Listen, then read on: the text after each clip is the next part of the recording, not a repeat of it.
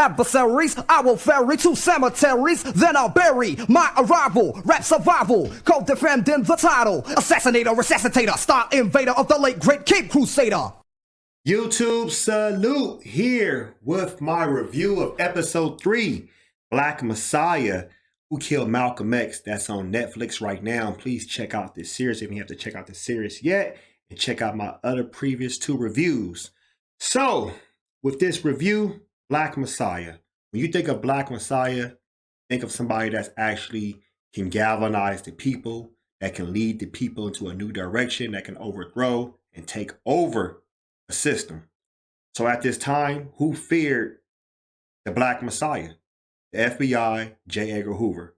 So he begins to surveillance Malcolm X, and some of the members of the Nation of Islam became tools, puppets of Malcolm X assassination. There's a former New York Police Department detective lieutenant named Ntonni Boza. He was interviewed, and he talked about how he studied Malcolm X because he knew he would be a threat. He came out and said this. He also admitted taping Malcolm X's phone and following him, which I'm not surprised. You can always tell that if you read the autobiography of Malcolm X and other books. Also, Boza carried out Hoover's agenda. He said Malcolm X was the most charismatic figure in the Nation of Islam, and they also developed a special unit called OSI, which was the Bureau of Special Services Investigation, Red Squad, and they modeled after the FBI. They went around New York and is, traveling, keeping an eye on Malcolm X. Malcolm knew he was being watched, and people, even former detectives, said that. FBI first started investigating Malcolm X in 1950. And that was like shocking when I heard about that, because Malcolm was in prison at that time. That's 2 years before he was released in 1952. I was like, damn, is that right? The fear of a true Black revolution, that's what J. Edgar Hoover feared. A person that can unify and galvanize other Black organizations. In the early 1960s, the surveillance picked up on Malcolm X. And the 2 different things between Malcolm X and Elijah Muhammad was Elijah Muhammad's his religious aspect and Malcolm X's political aspect. And the fear of Malcolm X turning Black people into revolutionary soldiers, going to war. Physically, psychologically, mentally, everything. Spiritually, Arthur Fulton, a retired FBI agent, was assigned to Malcolm X in 1960, but he hasn't spoken to the media in a long time. He talked about development informants inside the Nation of Islam and hiring Black people off the streets. He said the FBI knew all the secrets of Elijah Muhammad and Malcolm X. Elijah Muhammad was one of the most surveillance Black leaders, even over Martin Luther King. I was like, damn, that shocked me when I heard that. He said the FBI knew about Elijah Muhammad, other children, and were figuring out a way to damage his reputation. So this is when COINTELPRO was created, and it was an FBI nickname to throw off Black organizations.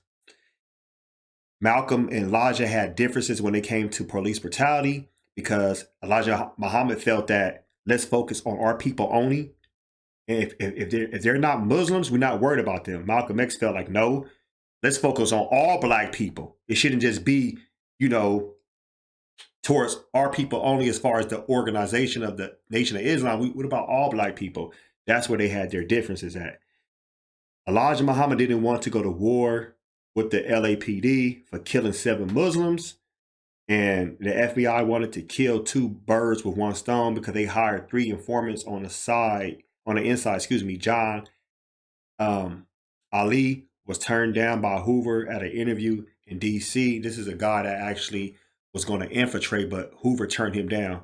And during this time, in 1963, John F. Kennedy was assassinated in Texas, and that actually broke the camel's back between Malcolm X and Elijah Muhammad. There was already tension right there.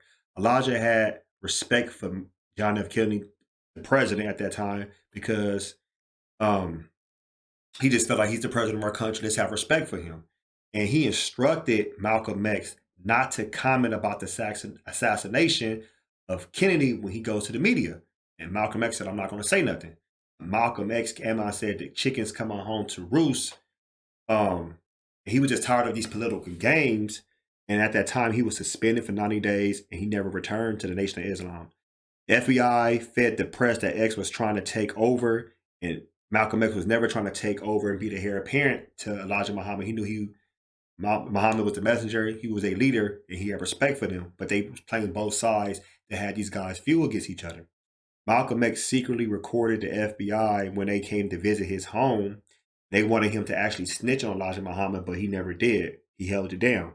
Malcolm X and Elijah Muhammad wrote several letters to each other, but the letters never actually reached each other. They never reached each other because people that was working in the chain of command prevented those letters to reach one another. Cassius Clay, aka Muhammad Ali, he, met Malcolm X. He won his fight against Sonny Liston at that time, and Malcolm X brought Cassius Clay, Elijah Muhammad named Cassius Clay Muhammad Ali, and he thought that would make him be reinstated, but he wasn't. Elijah Muhammad, he was playing chess with Malcolm, and Malcolm was playing checkers, and he felt that, like, damn, like I'm trying to do something. Maybe this would get me back in with good terms, but it didn't work. And Malcolm X had nothing to offer Muhammad Ali because he gave me my name. What can you offer me? That kind of like, it's not like they had a bad relationship, but it was just more Elijah Muhammad using his power. Like, I can do something that you can't do.